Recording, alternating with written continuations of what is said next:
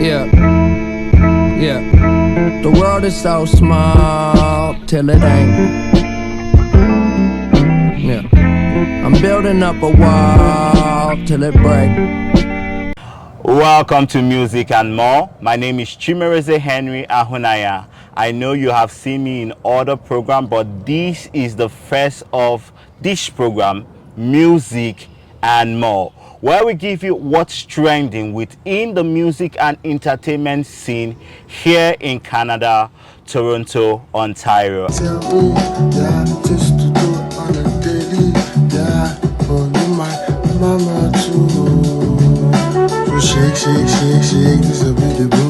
And I have a very special guest with me whose name is DENO. DENO, how are you doing? I'm all good, thank you very much. So tell us, who is DENO? Well, as you can see, DENO is my very self, and I'm happy I started to be here with you today. DENO is an entertainer, a musician. Yeah, that's what I'm going to say. So you're more like an entertainer. So tell us a bit about the kind of entertainment you do. Is it movies? Is it skit making? Is it music? What kind of entertainment do you do? So here's the thing. Well, for now, I'm centering just on my music, but I'm quite versatile in other, areas like acting and skit making. In short, I have history with skit making. I remember then I used to do some videos, like some skit, some videos, some skit back in the days. But eventually I had to just focus on the music, because you know what they say, music is very, very stingy. It's very jealous and greedy. It likes to take whoever is trying to get it. It likes to take its time, attention, and everything. So I just had to focus eventually on music. But that doesn't mean, I don't know my way around other, Other craft, yeah, exactly. Yeah. So when did you find that you had like a joy or a love for entertainment? Did you grow up saying, this is what I want to do? Or is this something you found out in your adult stage in life? So you know how they say environment influence people, their action and their, character. Yeah. So I grew up in a family that sings. My mom used to sing, or rather my mom sings. My dad used to sing. May so rest in peace. My sisters too, the first and the second. But the third one, she's not really that of a singer, not really that of a musician. So you come from a family of artists? Yeah, but when you say artists, they were not into the craft. Yeah, they didn't do it professionally. They just did it out of, they were hobby? passionate. Yeah, they were passionate about it. Like my elder sister was really passionate about it. Like I used to watch her sing and have tears run down at her face, Yeah, so that, just made me, become passionate about the craft. But growing older, I started, taking it professionally. I wanted to, go global. I wanted to, take it as a craft, take it as a job, Yeah, so yeah, that's it. And when you decided you wanted to take it as a job, did you ever think of telling your parents, and what were their response? Oh, I did. I told my parents, yeah. What did you tell your African parents? Yeah. They're not like, oh, you don't want to be a doctor, you don't want to be a lawyer, it is a musician. Exactly, yeah. So they were, at some point I was like, oh, mom, dad, I don't think I want to go to school anymore. I just want to focus on the music. I feel like, I'm talented, and I feel like I can do things, go places with this craft. And they're like, not here, it's not in this house. So they wanted me to go to school. I was like, oh, okay, I'm going to go to school and finish, but I just still want to go still do the music. Yeah, but it was quite difficult, I'm not going to lie, trying to make music. Because growing up, I tried to go to shows in the night. I would try to sneak out sometimes. I sneaked out sometimes. At what age did you sneak out to go for shows? Oh, so I think it was 14, 15 years. So you were still a teenager? Yeah, I was still a teenager, yeah. And this happened in Nigeria? Yeah, Nigeria, yes, in Nigeria. So what even made me successful was because my mom was not in town. Yeah, so she was away and I was the only person at home. I was like, oh, this is an opportunity for me to go, go for the show and all stuff like that. But I think she found out from one of her friends. You know how African parents can be, I see your son, I see your son, he do music. I'm like, do music here? He said, yes, he did sing for stage. So I think that's how the whole thing like casted. And she was like, ah. So that's how, but I just, they'll talk and talk, but, I'm stubborn. Yeah, I just still, I'm still doing it right now. But now I'm doing it with, free will, and no one is stopping me now. Amazing. Now I'm getting encouragement from them. Yeah. Amazing. So that means your family love your craft. Do they think you're a good artist? I mean, they know I'm a good artist. Let's backtrack a bit and still talk about your family. You said your sister used to sing, your mom used to sing. What kind of songs or what kind of genre do they sing? Okay, so my mom is centered more on the gospel. Yeah, gospel. It's more like a tribal song. It's more like a tribal. So can you sing one that you remember your mom used to sing? Yeah. So I'm not a bona fide, should I say, Isan. I'm not a bona fide Isan. My Isan is not so fluent. What is Isan? Isan is my tribe. It's where I'm from. Oh, okay. Yes, I'm from Edo State, but the state of origin is Isan Northeast. Got you. Yeah. And what kind of songs do your tribes do?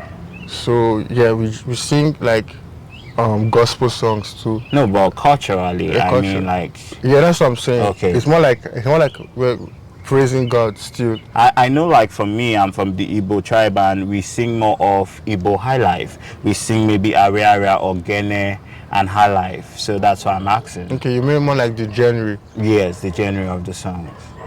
Well, I would say what is centered on though, because I'm not going to say what I don't know. Okay. Yeah, but I would say what is centered on. It's more about, praising God, just, life, in general. Yes. So we just say you grew up from a gospel home where your mom sings mostly gospel. But let's now go back to you now. Now that you're in Canada, you said you did perform back in Nigeria. You used to be on stage, and that was where you were casted and your mom found out, which is amazing. Yeah, it is now, amazing. What's the difference since you left Nigeria to Canada as a musician, as an artist? What's the biggest cultural shock you experience here in Canada?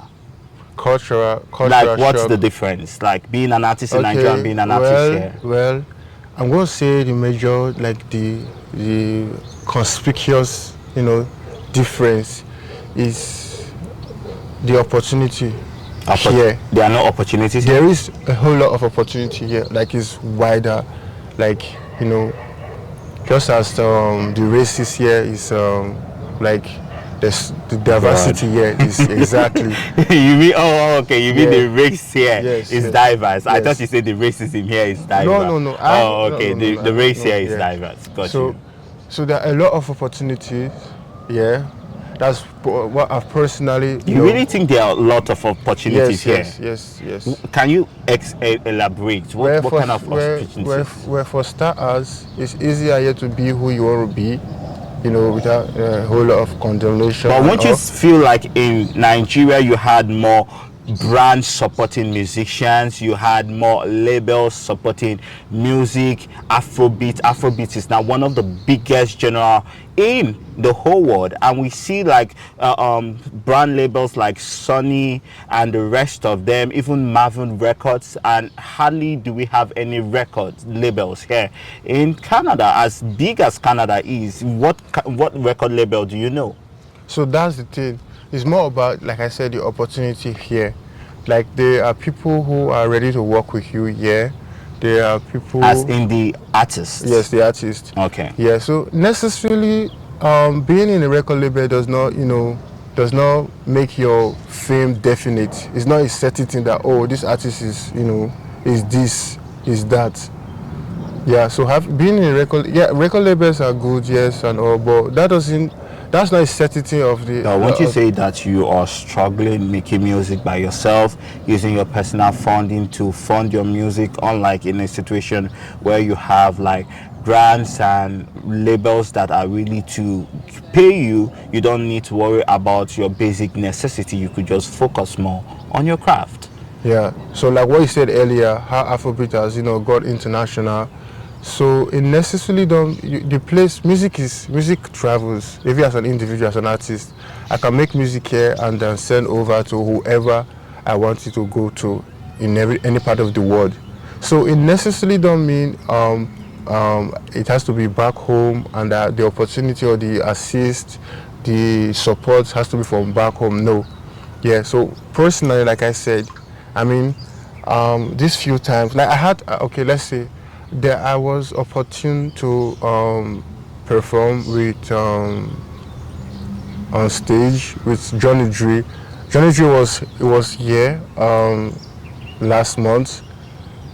Yeah, I was among the performing artists, but unfortunately, I didn't get a chance to, come on stage because time and everything and the one. It's just a whole lot of story. Yeah, but I mean, back home, I did get things like that, but it was not as huge as it was here for me. Got It you. was so easier. Back home, I would have to know a whole lot of people, know this, know that, and pay a whole lot of things. But here, it's just so, it's easier because there are a whole lot of people who have skill and they are looking for people to complement it with them. You understand? So personally, I'm going to say here, opportunity wise is broad, compared to back home. And there are a whole lot of people here who are ready to work with you, who want to work with you. They probably, it's just like you get a car, you're going to have to fuel it. There are people here, yes, like that. They see a potential talent, and they see, this is something that I can do. Like a photographer can walk up to you, and say, this is my page. I'm going to take your shots and upload the photo in my page, stuff like that. And models too, can see that photographer's picture or rather upload of you on this page. So what you're saying indirectly is that as an indie artist, it is easier. You're not competing with big names as much as in Nigeria. So it's easy to collaborate with big people, unlike in Nigeria where you'll be competing to know who is who to collaborate. Exactly. So it's far easier here to even collaborate with bigger names here. Got you. Because back home, you know your level. Got you. Yeah. But here, because of the varsity, like how broad, how wide it is here, it's easier to come across bigger names here. Yeah. If you are just joining us, this is Music and More. My name is Chimereze Henry Ahunaya, and I'm here with Deno. We have been talking about Deno's musical career and how he ventured from Nigeria down here to Canada. And Deno had told us that he had found his passion because he grew up with his mom and his sisters. They were a house of music, not professionally, but his mom loved to sing. So Deno, in concluding, it's been nice having you here on Music and More, and we are going to have more of you on this channel. So Deno, tell us about production, you creating your own song. What has been the best thing ever in your musical career, and what has been the worst thing that has ever happened to you in your musical career as we wrap up this segment? Well, for best, I'm going to say I'm looking forward to it. So you haven't had any best time making music and producing? Every time, every day is when I'm making music is my best time. So give us how do you make music on a normal? So for now, what I'm doing is I'm writing songs. So you write your songs? Yeah, I write my songs. Yeah. So I scout out for instrumentals or producers who make instrumentals that resonate with me, and when I get that instrumental, I write to it. So I have some few songs, yeah. But how many songs, if I may ask, have you released professionally? Well, okay, honestly, I'm going to say I have just 2 out. Yeah. 2 songs professionally. I have just 2 out, yeah, on all platforms. High Tension is one of it, and the other is One Chance. So I have it out there. But I have other songs. I have some recorded songs but not released because I have like a project I'm working on. Yeah, so when everything is right, I'm going to let it out. So yeah, so I don't have like a particular burst, like moment or time. Moment. Worst, I'm going to say I've had some bad experience. I've had some bad experience. Like I said earlier, I was supposed to perform I was among the performing artists in Johnny Drille, And you Love didn't and get- Summer, yeah, and I didn't get get- exactly. And imagine, and I had to sell tickets. Imagine, selling tickets, telling people that you do music and all. And on that day, like on the D day, because people had to travel from like other like province and from other like city to come watch me. And imagine those people coming and they didn't get to see you perform. What happened? Was it because of time you weren't able, or did they miss your name? What happened? So If you would like to talk about this or not. honestly, I'm just going to give it a wrap though, since we're concluding. So it's more about time, yeah, because I wasn't the only artist who didn't perform. So I Wow, would say, yeah, because it's I would say time. Well, shout out to that, to the team, the manager, Organizers. yes, the organizers. I mean, it's not easy, Yeah, probably the next one is going to be better. Everything we learn every day. We live to learn. So probably the next one is going to be better. Yeah. So that's what's up. Thank you. Thank you guys. Thank you for being here with us. Like I said, my name is Chimereze Henry Ahonaya, and we have been here on Music and More. This is our first episode, and we promise to bring you more exciting entertainment and music news. In case you are not aware, there is a music concert happening this month on the 24th. It is called Mega Night Concert. The flyers will be on your screen, and the tickets links will be on your screen. Please make sure, if you want to see DENO perform, make sure you go get your tickets. The ticket sells from $20 to $8,000 or even $5,000 to support the local artist here in Toronto, Ontario, Canada. It is hosted by UG Click and Bite Boys Entertainment. A special guest appearing on that mega concert is Ugochi, the woman who sang Man on Fire. Okay, if you're in Toronto and you've not heard, let me fill you in. Ugu Sarasara is coming. Yes. On the 24th of July, 2026, I'm going to be live at Mega Night Concert 3.0 with UG Click. You don't want to miss it. Get your tickets because Anmadia Chalugo is coming. Ciao.